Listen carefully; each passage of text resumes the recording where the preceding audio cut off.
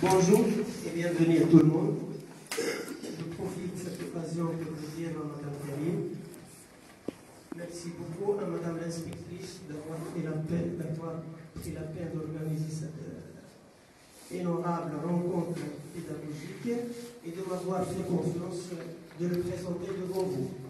Merci beaucoup aux professeurs qui viennent assister avec nous à cette rencontre pédagogique. Tout ce que je peux vous dire, c'est que le projet de classe se déroule en 5 séances. Première séance et deuxième séance sont pour le choix, elles sont réservées pour le choix du projet, pour le choix des consignes et pour le partage des groupes entre les élèves. De troisième séance et quatrième séance seront consacrées pour la réalisation du projet par les élèves orientés par le professeur. Cinquième séance, c'est notre séance qu'on vient de voir maintenant, et sera consacrée à la présentation du projet de classe. Ce travail sera effectué par les élèves eux-mêmes. Donc je donne la parole à mes élèves, je ne vais pas trop parler maintenant, je donne la parole à mes élèves de s'exprimer eux-mêmes et de présenter leurs produits de recherche. Bon courage à eux et bon suivi pour tout le monde. Bonjour à tout le monde.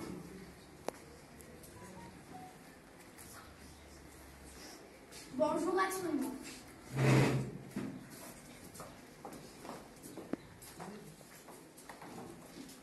Bonjour à tout le monde. Merci de votre généreuse présence et bienvenue à tous pour participer avec nous à la présentation du projet de classe concernant la réalisation d'une affiche sur la protection de l'énergie. Merci beaucoup à Madame l'inspectrice qui vient d'assister avec nous pour la deuxième fois. Pour la deuxième fois, nous espérons que nous serons à la hauteur de ces attentes.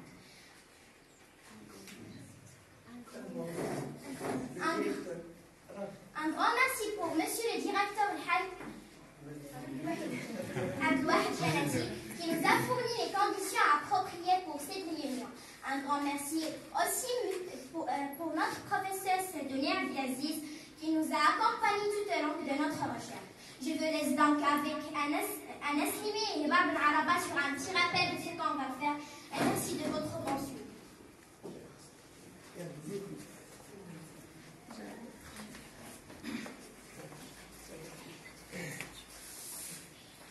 Aujourd'hui, on va vous présenter un projet de classe qui a pour but de réaliser une affiche sur la protection de l'énergie. Qu'est-ce qu'un projet de classe? Le projet de classe est l'ensemble des recherches faites par les élèves en groupe, orientées par le professeur aux alentours d'un thème. Quel est le but d'un projet de classe? Le but d'un projet de classe est d'enrichir les compétences communicatives des élèves, développer les compétences communicatives des élèves en lecture et en écriture, savoir réaliser une affiche sur la protection de l'énergie. Mais qu'est-ce qu'une affiche? Une affiche est un support sur lequel se trouvent des images ou des illustrations accompagnant généralement d'un texte éducatif, narratif, descriptif ou documentaire. Eh bien, quelles sont les tâches suggérées dans notre projet? Réaliser une affiche sur la protection de l'énergie, les consignes, les sources des énergies renouvelables et non renouvelables, comme conférence en partie, les stations solaires, les avantages et les inconvénients des énergies renouvelables et non renouvelables, comment ne pas gaspiller de l'énergie. Présentation de quelques affiches. Une pièce de théâtre sur la protection de l'environnement. Une pièce de théâtre, 6 conseils pour économiser de l'énergie. Des courts-métrages sur les énergies renouvelables et non renouvelables. Comment présenter ce projet? Elle sera présentée sous forme des pièces de théâtre, des exposés, des interviews, des dialogues, des courts-métrages, des films courts récapitulatifs, des arrêts de danse et de chant. Et voilà notre projet devant vous. Marwa Alami et Sandra Hussein vont animer cette séance et merci à vous tous. Comprendre, résumé des caractéristiques énergétiques, y compris les définitions, les significations, les aspects négatifs et positifs de l'énergie, interprétés par les élèves de la classe l'un après l'autre.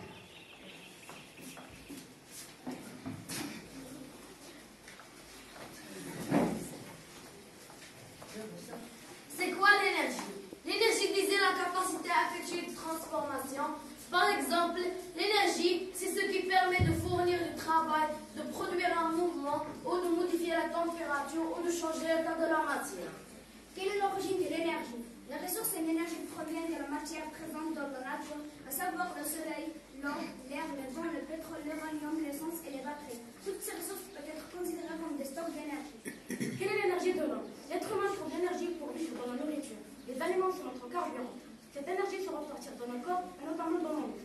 Quel est l'impact de l'énergie? Les énergies fossiles, pétrole, charbon, gaz, produisent dans l'atmosphère des gaz à effet de serre, responsables du réchauffement climatique. L'avenir est aux énergies renouvelables, solaires et éoliennes, dont l'empreinte écologique est minime.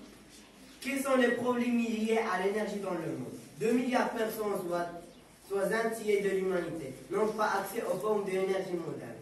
Ce sont généralement des personnes pauvres qui vivent en zone rurale et dépendent du bois, du feu et du combustible, ici la biomasse pour cuisiner, se chauffer et s'éclairer. L'énergie hier, aujourd'hui et demain. Depuis toujours, l'humanité utilise l'énergie pour se réchauffer. La maîtrise de feu a permis de se réchauffer et de cuire des aliments. Celle du vent a fait avancer les bateaux et tourner des moulins.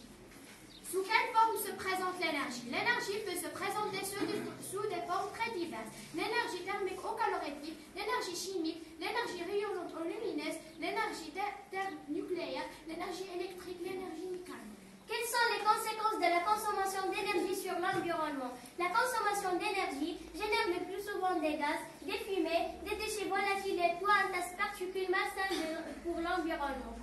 Quels sont les avantages et les inconvénients des énergies renouvelables?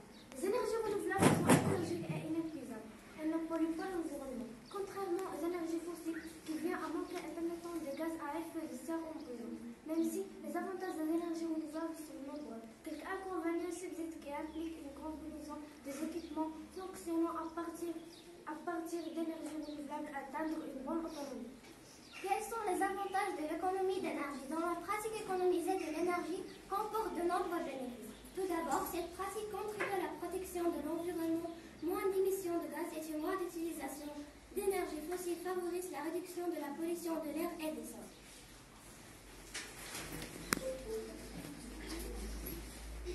Quelle est l'importance de l'énergie dans le monde? Pour tous les habitants de la planète, aussi bien dans les pays développés que dans les pays en voie de développement.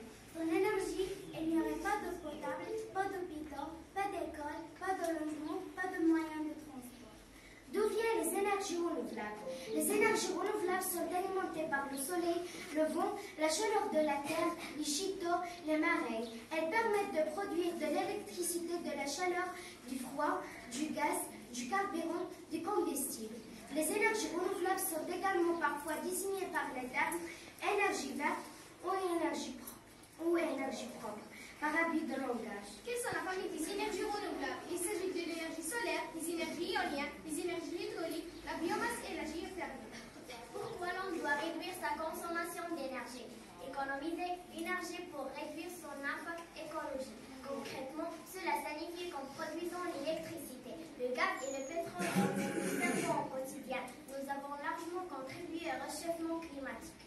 Quelle est la meilleure source énergétique? C'est l'énergie hydraulique ou hydroélectrique. L'énergie hydraulique apparaît comme l'une des énergies renouvelables la plus écologique du moment. Cette énergie fournie par les centrales hydroélectriques est en effet obtenue grâce à l'exploitation de l'eau emprisonnée dans les barrages hydrauliques. Chauffage, éclairage, appareil électroménager, transport. La production et la consommation d'énergie génèrent de la pollution des émissions de gaz à effet de serre, responsables du réchauffement climatique. Les énergies ioniques. L'ionique est une machine permettant de transformer les énergies cinétiques en les énergies mécaniques et même convertir en électricité. Cette énergie présente de nombreux avantages comme le fait d'être une énergie propre que ne pollue pas, mais aussi des défauts notables comme la pollution visuelle et sonore par exemple. Quelles sont les conséquences du gaspillage d'énergie? Les conséquences du gaspillage d'énergie sont nombreuses, notamment les coûts financiers associés aux factures énergétiques élevées, l'épuisement des ressources naturelles, la pollution de l'air, l'augmentation des émissions de gaz à effet de serre responsables du changement climatique. Quels sont les problèmes liés à l'utilisation de l'énergie? L'utilisation massive des sources d'énergie traditionnelles entraîne, entre autres, l'augmentation des émissions de gaz à effet de serre telles que l'oxyde de carbone. Écoutez le secrétaire général de l'ONU, Ban Ki-moon, Patricia Espinosa, la secrétaire exécutive, mais également le ministre des Affaires étrangères Salahuddin Zouad, qui préside le COP20. Le roi Mohammed VI a ensuite appelé ses autonomes en avant cette photo officielle qui réunit les chefs d'État, de gouvernement et de délégations qui participent au sommet de la COP20. La cérémonie d'ouverture a commencé par la projection d'un film institutionnel intitulé Un royaume durable. Des images qui retracent des efforts déployés par le Maroc en matière de développement durable, notamment dans les domaines du tourisme, la pêche maritime, l'agriculture des ressources hydriques et les énergies renouvelables. La cérémonie qui a surtout été marquée par le souverain, un discours dans lequel a affirmé que cette conférence constitue un tournant décisif dans le processus de l'accord de Paris. Le roi Mohammed VI a indiqué que le Maroc va consacrer ses efforts dans le cadre de sa présidence de la COP22 à œuvrer pour l'unification des litigations aux questions de l'environnement. Qu'est-ce que COP et à quoi sert-il? À toi, il va te répondre. Le terme COP signifie conférence.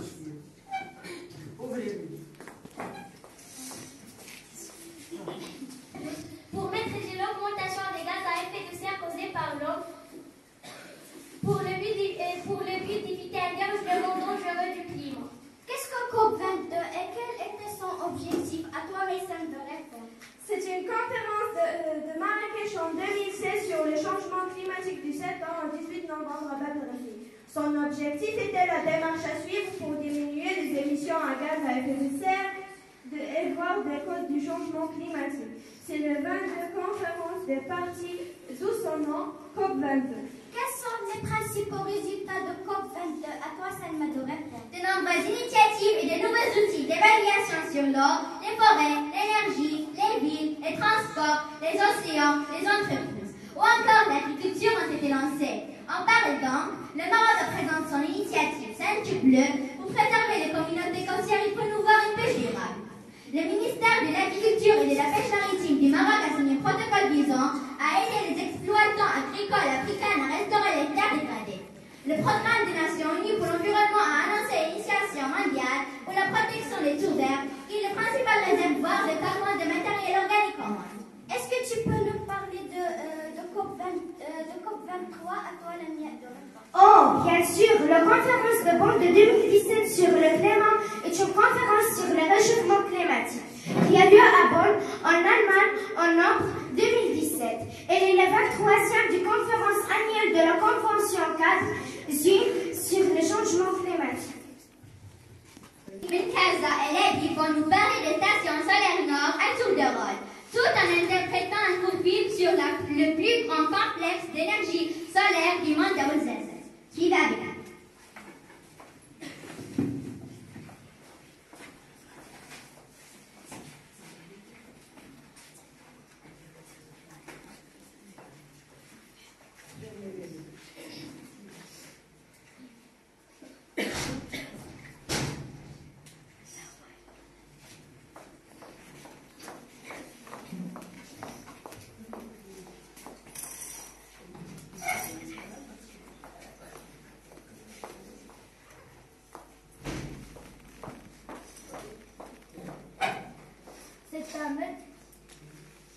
C'est un microprocesseur et il s'agit en réalité de Norawar ZZ. Norawar ZZ, la plus grande complexe d'énergie solaire du monde.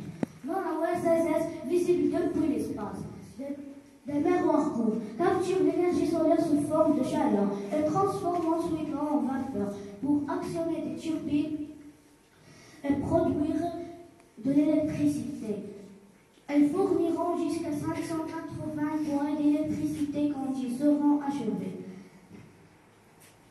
Et cela signifie de l'électricité pour plus de 1 million de personnes. Norawar ZZ réduira 730 000 tonnes les émissions annuelles de carbone.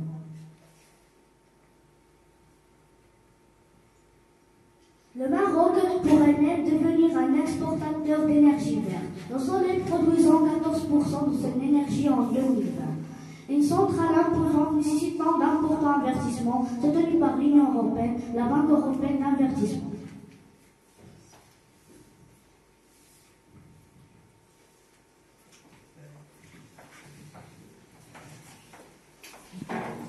À 12 km au nord du Ouarzazate, au port du désert du sud marocain, la centrale solaire Nord 1 utilise les rayons du soleil pour apporter de l'électricité aux Marocains. Le parc solaire du Ouarzazate devrait permettre au Maroc plus de la moitié de ses besoins énergétiques par des énergies renouvelables d'ici 2030. Aujourd'hui, le Maroc achète à d'autres pays du pétrole ou du gaz pour fournir de l'énergie à tout le royaume, en produisant directement l'énergie solaire au Maroc. Le pays économisera beaucoup d'argent. Nord 1 est une centrale électrique qui a la plus grande capacité jamais développée dans le monde sur le site. S'ajouteront bientôt d'autres centrales solaires actuellement en projet Nord 2, Nord 3 et Nord 4. La construction de la station solaire Nord a débuté en 2013. Il sert à produire de l'électricité à l'aide du miroir parabolique mobile de 12 mètres de haut. Il utilise une technologie très récente.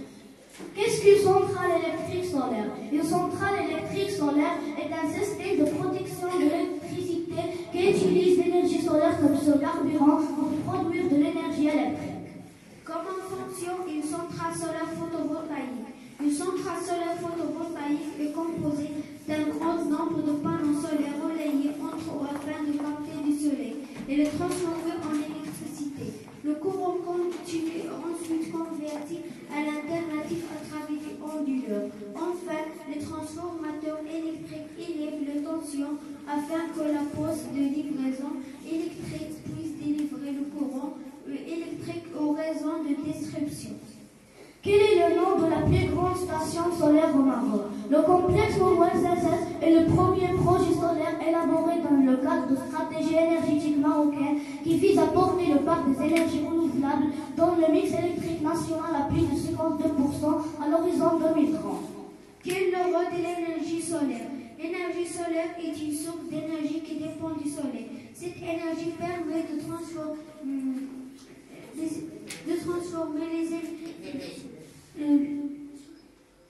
les rayons du soleil captés par des panneaux solaires. Quelle est la source des centrales solaires? La centrale solaire utilise une source d'énergie renouvelable, inépuisable et gratuite. Le soleil, contrairement aux énergies fossiles, et dont l'exploitation contribue au réchauffement climatique, l'énergie solaire est disponible partout et ne génère pas de gaz à effet de serre. Pourquoi l'énergie solaire est meilleure? L'énergie renouvelable et écologique. Le panneau solaire produit ce qu'on appelle une énergie verte, une énergie bénéfique pour notre environnement car elle ne rejette aucun produit polluant comme le CO2 et donc réduit notre empreinte carbone et ralentit considérablement le réchauffement climatique. Quels sont les avantages d'une centrale solaire? L'énergie solaire a de nombreux avantages. Il s'agit d'une énergie renouvelable et inépuisable, et donc à l'opposé des énergies fossiles comme le charbon ou le gaz naturel. La production de l'énergie solaire n'émet pas de polluants de gaz à effet de serre, ce qui permet également de limiter l'impact sur l'environnement. Quels sont les inconvénients de la centrale solaire? Le premier inconvénient que l'on pourrait trouver au panneau solaire, c'est probablement le prix. Plus qu'un inconvénient apparaît surtout comme une frein à l'achat, puisque une centrale solaire implique un investissement financier de la plusieurs meilleures d'euros. Toutefois, les investissements se vont vite amortis. Quel est le pays qui produit le plus d'énergie? Le Chine est le premier pays producteur d'électricité d'origine renouvelable, 25% de la production mondiale. Les autres pays les plus importants producteurs d'électricité d'origine renouvelable sont les États-Unis, le Brésil et le Canada. Où se trouve la plus grande centrale solaire? Nord Abu Dhabi, la plus grande centrale solaire à site unique. Il est bien connu que le imam arabe bénéficie d'un large niveau d'ensoleillement, une ressource que l'autorité compte bien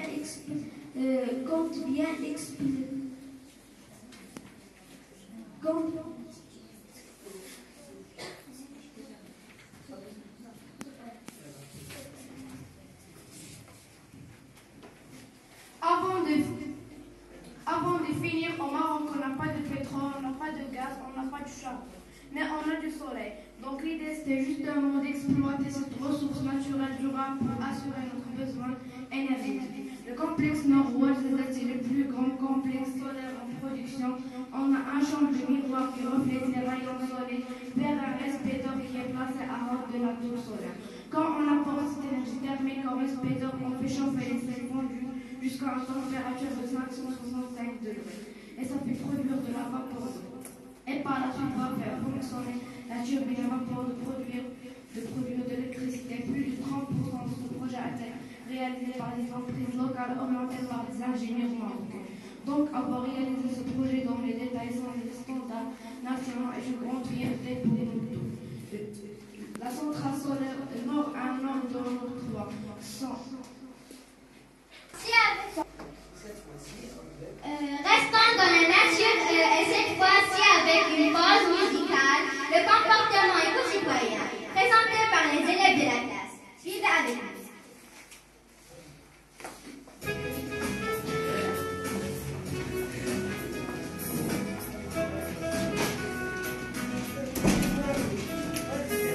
Éco-citoyen, prends la terre en main, changeons d'attitude, nouvelles habitudes. Oh, éco-citoyen, prends la terre en main, changeons d'attitude, nouvelles habitudes. Oh, tu dois faire la vaisselle, ou bien jeter la poubelle, pense à trier les déchets et fermer le robinet.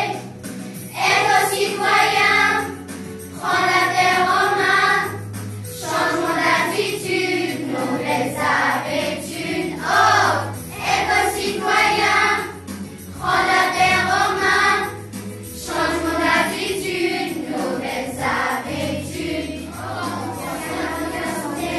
On mange bien équilibré, prends le temps d'aller à pied, chez le marché d'à côté. Éco-citoyen, prends la terre en main, changement d'attitude, nouvelles habitudes. Oh, éco-citoyen, prends la terre en main, changement d'attitude, nouvelles habitudes. Oh, ne pas toujours attacher, ne pas cacher le pied, pense à éteindre les lumières grâce à la terre en colère. Éco-citoyen, prends la terre en main, changement d'attitude, nouvelles habitudes. Oh, éco-citoyen, prends la terre en main, changement d'attitude, nouvelles habitudes. Oh.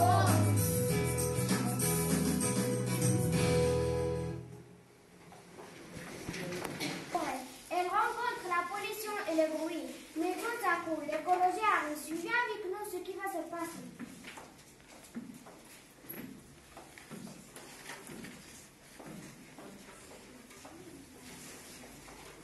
Grande-mère, vous pouvez nous parler de la nature d'autrefois?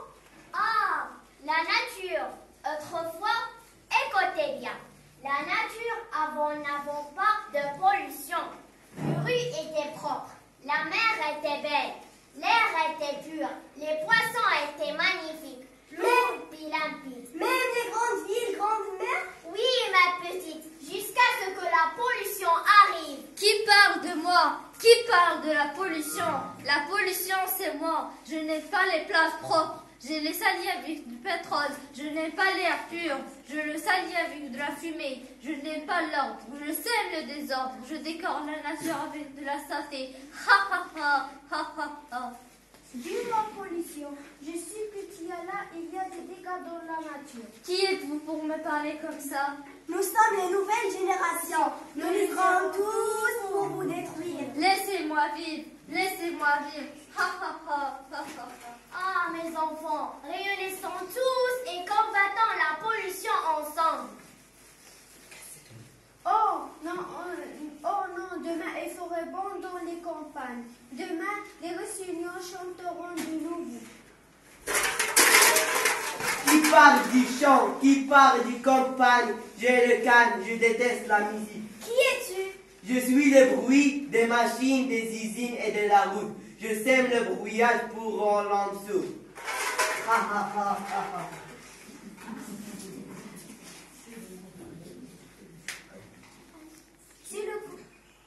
C'est le campagne de la pollution qui s'appelle le bruit d'oscillation, d'explosion qui tombe dans le monde.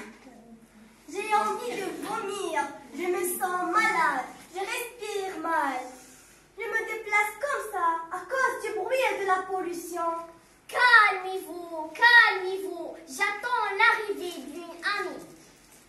Que c'est? Où est-elle? Il vient de loin, elle s'appelle l'écologie. Je suis l'écologie. Je protège la terre et l'environnement. Je protège la terre du danger de la pollution. Est-ce que vous connaissez la pollution? C'est mon ennemi, ainsi que le bruit. La pollution est terrible et le bruit est nuisible. Vous ne pouvez jamais les vaincre. Mais si les enfants du monde m'aident, je détruirai la pollution et j'écarterai le bruit. Et enchantez tous.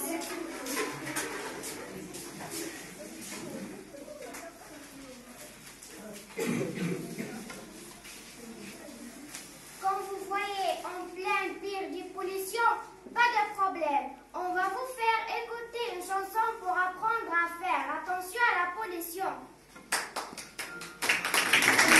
Les énergies renouvelables finiront par remplacer les énergies fossiles. Mais qu'entend-on par énergie fossile et par énergie renouvelable? Il y a environ 300 millions d'années, les arbres et les végétaux ont été enfuis et ont subi une transformation appelée fossilisation. Cela a donné les énergies fossiles comme le pétrole, le charbon et le gaz.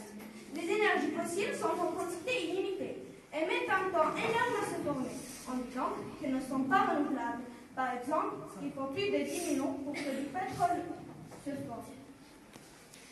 Depuis leur utilisation par l'homme, la réserve s'épuise rapidement car les énergies fossiles représentent plus de 75% de la consommation mondiale d'énergie. De plus, leur combustion est responsable de la production de CO2 qui est un gaz à effet de serre responsable du réchauffement climatique. C'est la raison pour laquelle l'homme tente de se tourner vers des énergies dites renouvelables, c'est-à-dire inépuisables et peu polluantes. Quelles sont ces énergies qui pourraient éviter à la planète un réchauffement dangereux pour la vie sur Terre? L'énergie solaire, la lumière est captée par des panneaux photovoltaïques et permet de produire plus de la moitié du chauffage d'une habitation et de son vie. L'énergie éolienne, le vent produit de l'électricité, l'énergie hydraulique. L'eau des barrages fait tourner des turbines qui puisent de l'énergie électrique. L'énergie géothermie, le sol produit naturellement de la chaleur. L'homme peut la capter pour produire du chauffage individuel pour lui. Certains pays comme l'Islande le font grâce aux sources d'eau chaude provenant des volcans. On peut également obtenir de l'énergie urbaine, du bois ou des déchets agricoles. Ou bien encore en transformant ces déchets en gaz par fermentation. C'est la biomasse. Mais il ne faut pas oublier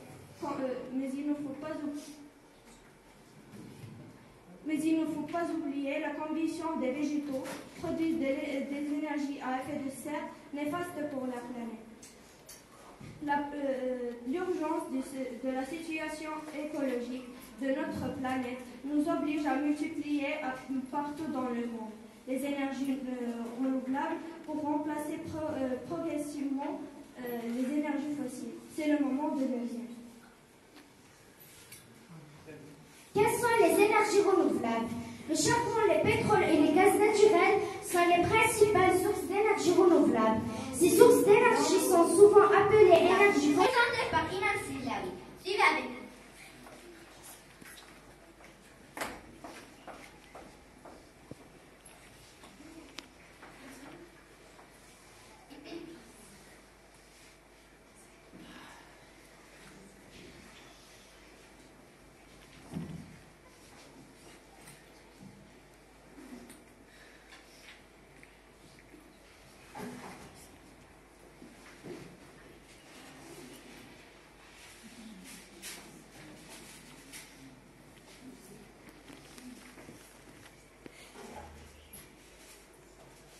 C'est quoi les énergies renouvelables?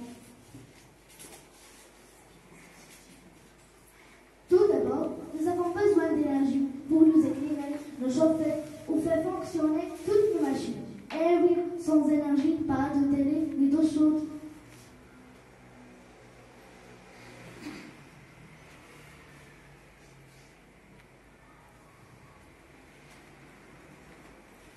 L'énergie est issue de différentes sources. Certaines sont renouvelables, comme la lumière du soleil, le force de l'eau ou du vent, la chaleur de la terre, le végétaux, le bois. Ces sources d'énergie se régénèrent en permanence, contrairement aux énergies fossiles, comme le pétrole, le charbon et le gaz naturel, qui sont présentes en quantité limitée sur Terre.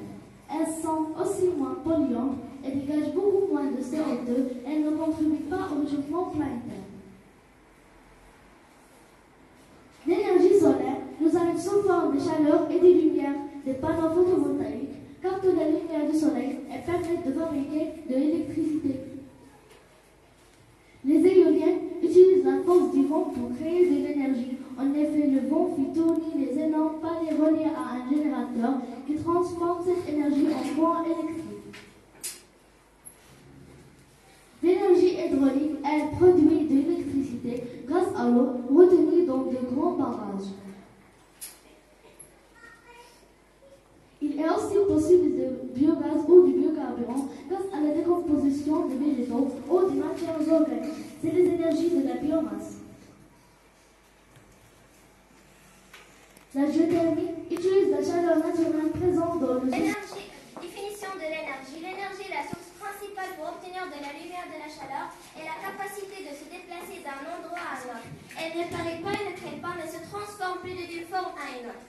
Type d'énergie. L'énergie éolienne, l'énergie solaire, elle est utilisée pour chauffer l'eau. L'énergie conductive comme le pétrole, le charbon et le gaz. L'énergie nucléaire, résultat de la fission nucléaire. Source mécanique représente dans le mouvement des marées, combustible fossile. L'énergie géothermique, le gaz hydrogène. Sources d'énergie renouvelables sont celles qui ne s'épuisent pas avec le temps, telles que l'énergie solaire, éolienne et hydroélectrique. Sources d'énergie non renouvelables s'épuisent avec le temps et polluent l'environnement. Leur utilisation entraîne plusieurs déchets nocifs pour l'homme, tels que le charbon, le pétrole et le gaz naturel.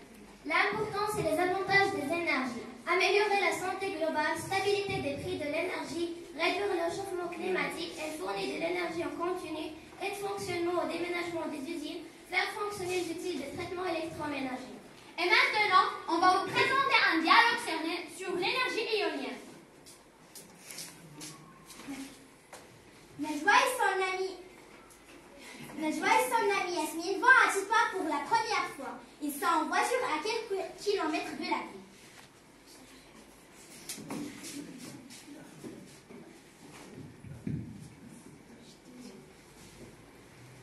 Oh, regarde Yasmine, il y a plusieurs gros ventilateurs là-bas en haut des montagnes. Ce ne sont pas des ventilateurs, mais des éoliens. Des éoliens? Expliquez-moi, c'est quoi? Les éoliens sont des machines qui produisent de l'électricité grâce au vent. Oui, je vois sur chaque machine 3 grandes hélices qui n'arrêtent pas de tourner. Le vent qui souffle tout le temps dans cette région fait tourner les pales, puis l'alternateur contenu dans l'éolien transforme de l'énergie mécanique produite en énergie électrique.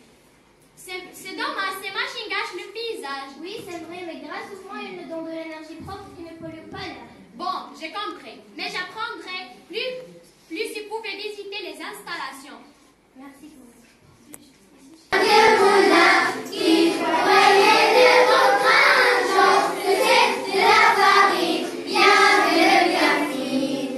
Ma grande route tournée, le couvre de chanter, le vent était mon ami, le grave venir aussi.